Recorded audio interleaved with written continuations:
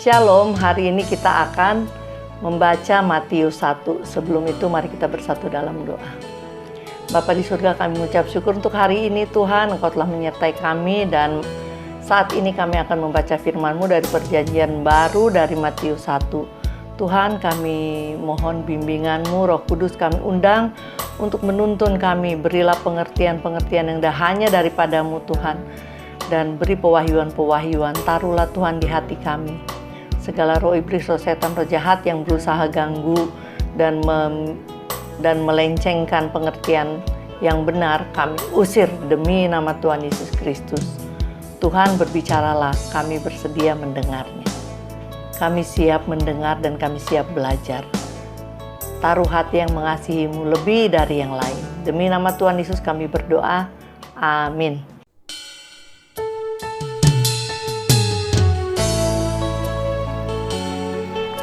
Mari kita siapkan hati kita untuk mendengarkan firman Tuhan. Kita angkat satu lagu, Kusiapkan Hatiku Tuhan. Kusiapkan hatiku Tuhan, untuk dengar firman-Mu saat ini. Ku sujud menyembah-Mu Tuhan, masuk hadirat-Mu saat ini. Curahkan urapan-Mu Tuhan bagi jemaat-Mu saat ini. Ku siapkan hatiku Tuhan, untuk dengar firman-Mu. Firman-Mu Tuhan, tiada berubah.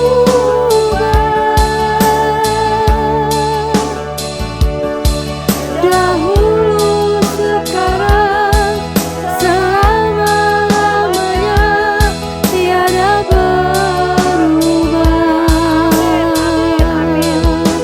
Firman-Mu Tuhan, penolong hidupku. Ku siapkan hatiku Tuhan, untuk dengar firman-Mu.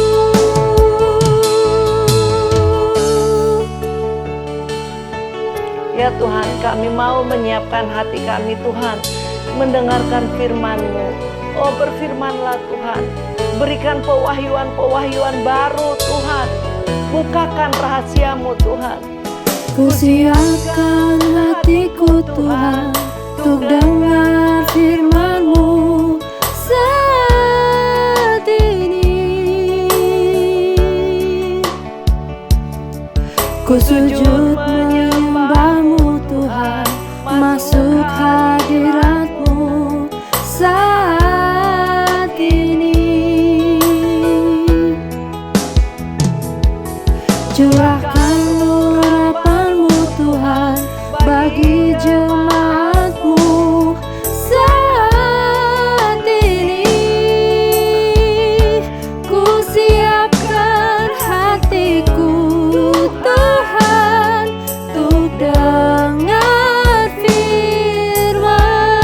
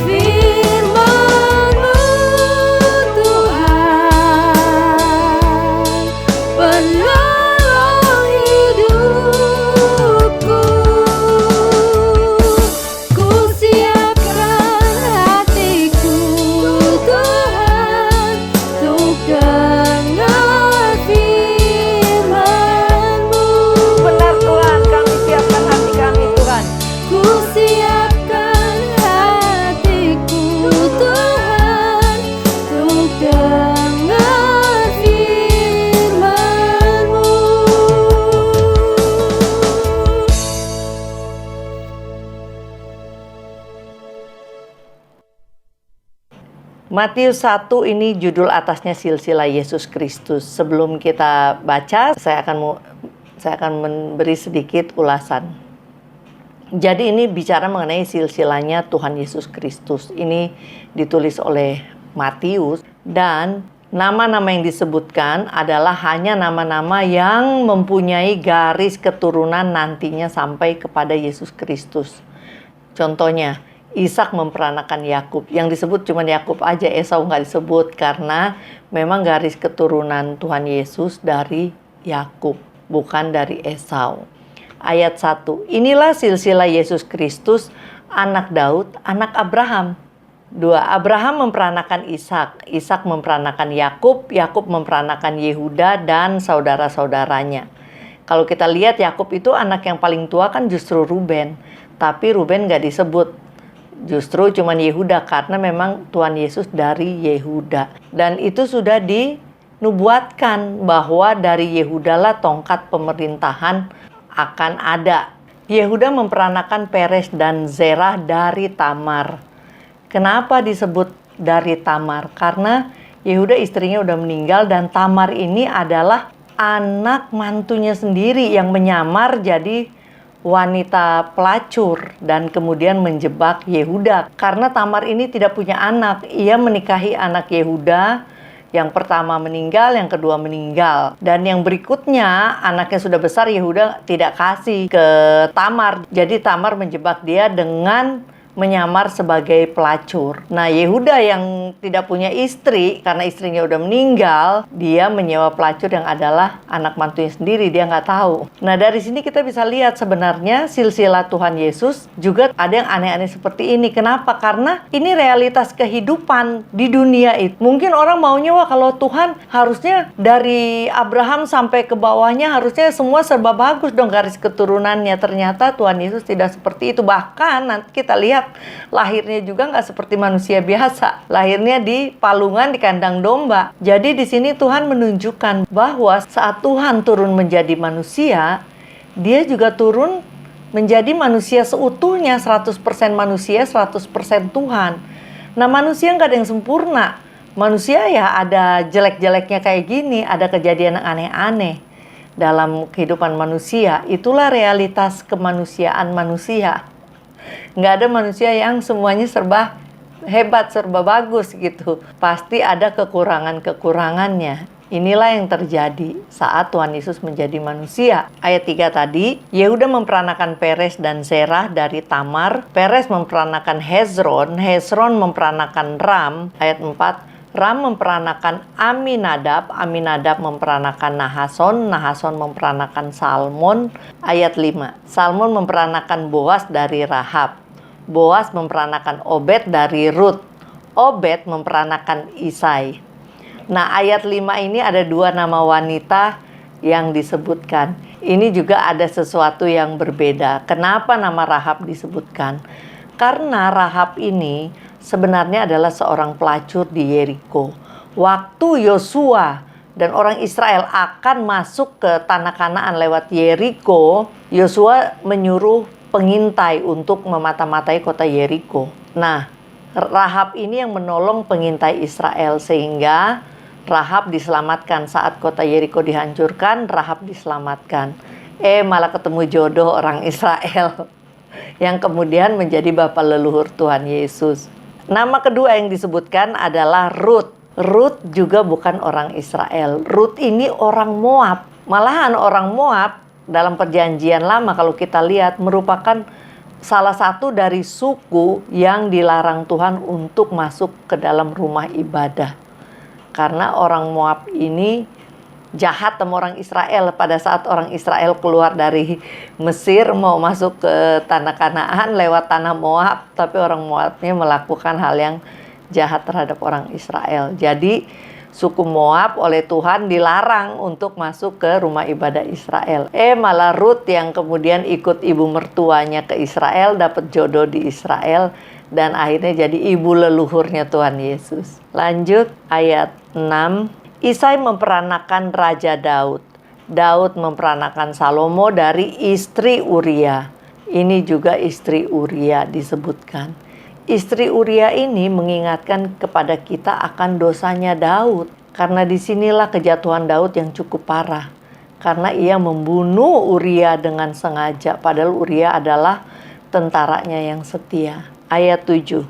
Salomo memperanakan Rehabeam. Rehabeam memperanakan Abia.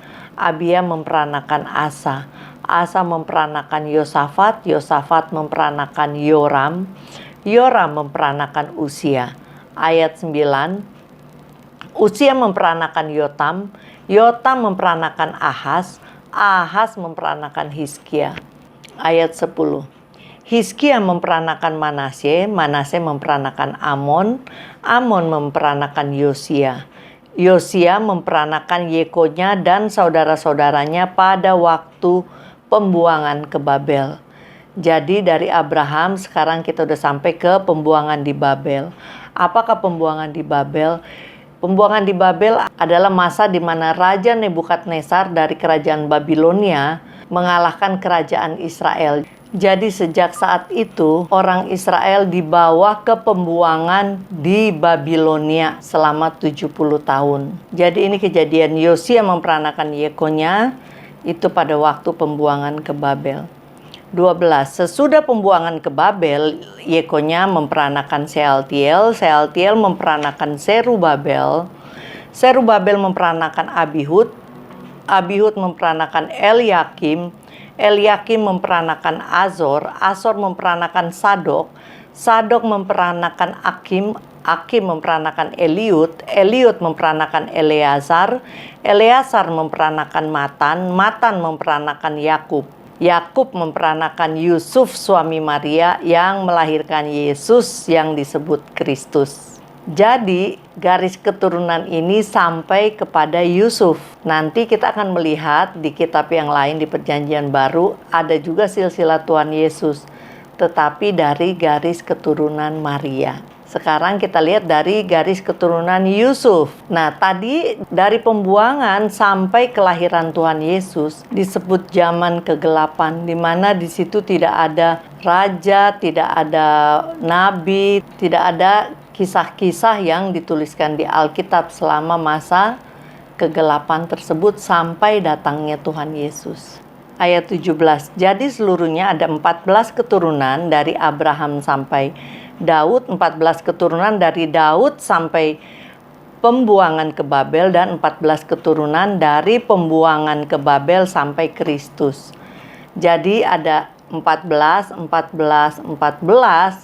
dengan rentang waktu dari Abraham sampai ke Yesus itu sekitar antara 1800 sampai 2000 tahun. Dan yang hebatnya di sini adalah Alkitab ini mencatat dan bisa diurut silsilahnya Tuhan Yesus dari Abraham. Lanjut.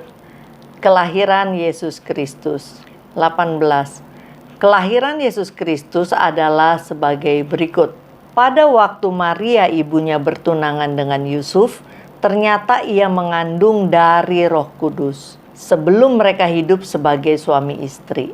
Jadi Maria di sini dikatakan bertunangan dengan Yusuf. Di Israel itu kalau orang bertunangan itu sebenarnya udah dianggap seperti udah married, satu langkah sebelum menikah. Tapi di mata masyarakat sebenarnya mereka sudah menikah, seperti gitu kira-kira. Jadi sebelum mereka hidup sebagai suami istri, Maria telah mengandung. Ayat 19. Karena Yusuf suaminya seorang yang tulus hati dan tidak mau mencemarkan nama istrinya di muka umum, ia bermaksud menceraikannya dengan diam-diam. Nah, Yusuf ini udah cocok jadi ayahnya Tuhan Yesus. Karena dia orangnya baik. Dia nggak mau mempermalukan Maria. Ayat 20. Tetapi ketika ia mempertimbangkan maksud itu, malaikat Tuhan nampak kepadanya dalam mimpi dan berkata, Yusuf anak Daud, janganlah engkau takut mengambil Maria sebagai istrimu, sebab anak yang di dalam kandungannya adalah dari Roh Kudus. Nah, Tuhan tahu ya isi hatinya Yusuf. Sebelum dia laksanakan, Tuhan udah datang dalam bentuk mimpi dan mengatakan bahwa jangan takut untuk mengambil Maria sebagai istri. Dikatakan bahwa anak yang dalam kandungannya adalah dari Roh Kudus. ayat 21. Ia akan melahirkan anak laki-laki dan engkau akan menamakan dia Yesus, karena dialah yang akan menyelamatkan umatnya dari dosa mereka. Nah, di sini malaikat udah memberi nama kepada Yesus. Jadi belum lahir udah dikasih tahu namanya, nanti kalau lahir jangan kasih nama lain, kasih nama Yesus. Dan dikatakan dialah yang akan menyelamatkan umatnya dari dosa mereka. Ya, kita ini umatnya Tuhan, kita akan diselamatkan dari dosa kita. Makanya siapa yang percaya kepada Tuhan Yesus pasti selamat. Udah dikatakan oleh Alkitab, Yesus yang akan menyelamatkan umatnya dari dosa mereka. Bukan umat Israel aja, tapi umat yang percaya kepadanya. Mungkin pada awalnya konteksnya hanya umat Israel, tapi kemudian setelah kematian dan kebangkitan Tuhan Yesus darahnya tercurah untuk seluruh dunia sebenarnya, untuk menebus dosa seluruh dunia, tapi hanya mereka yang menerima Ia sebagai Tuhan dan Juru Selamatlah yang menjadi umatnya. Meskipun Tuhan Yesus mati untuk seluruh dunia, tapi keselamatan individu hanya apabila individu itu menerima Yesus sebagai Tuhan dan Juru Selamat dan menjadi umatnya Tuhan Yesus. Karena kalau kita tidak menerima Tuhan Yesus sebagai Tuhan dan Juru Selamat, kita bukan umatnya Tuhan Yesus. Ayat 22, hal itu terjadi supaya genaplah yang difirmankan Tuhan oleh Nabi. 23, sesungguhnya anak darah itu akan mengandung dan melahirkan seorang anak laki-laki dan mereka akan menamakan dia Immanuel, yang berarti Allah menyertai kita.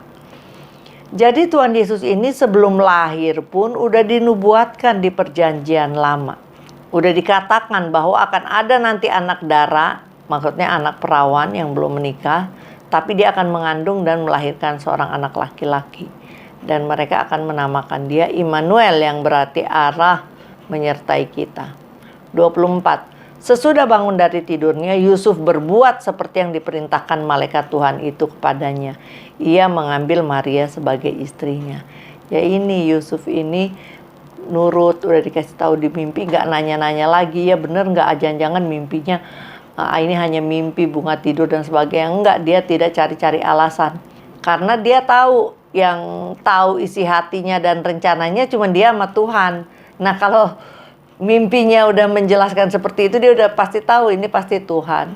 Ayat 25. Tetapi tidak bersetubuh dengan dia sampai ia melahirkan anaknya laki-laki dan Yusuf menamakan dia Yesus. Jadi Yusuf ini tetap menjaga kesuciannya Maria sampai Maria melahirkan Yesus. Dia jadi ada laki-laki yang sabar, nggak penuh nafsu, bisa tahan. Dia bisa tahan nafsu, dia punya pengendalian diri, udah cocok jadi ayahnya Tuhan Yesus di dunia ini.